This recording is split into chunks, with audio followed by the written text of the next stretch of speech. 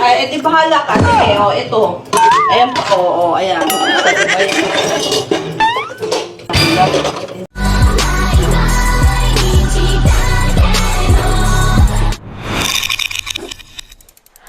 Tita, ako na po maghugas na ito, ha? Ay, naku, wag na ako na yan dyan. Niyan mo na yan dyan. Hindi, tita, okay lang. Para po makapagpahinga na kayo. Ay, edi bahala ka. Sige, o, ito. Ayan po, o, ayan. O, ayan. Takta mo yan lata. Ikaw na bahala dyan.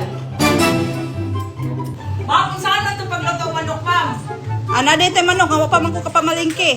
May manok na ako sa ribya kasi Rikmar. Ni Rikmar. Kisa, Rikmar. Sa Rikmar, baka kung silingan na to, daghan ba yung stock manok no? Yung kitagaan na lang ka. May daghan yung stock manok ba? Oo. Sige, ikuha na lang na, Glenn. Ah. Adobo, ikaw, sa mansod ang lami. Adobo na lang siguro. Adobo na lang ni kay medyo lami-lami ni kay nagkuman.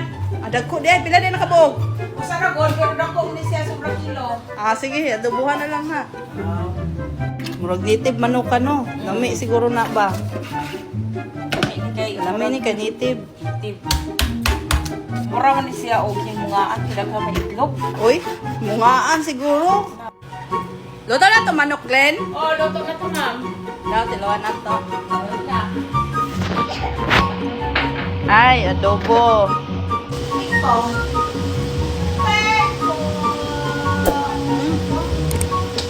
Lami ra gyud yung Bisaya nga manok, no?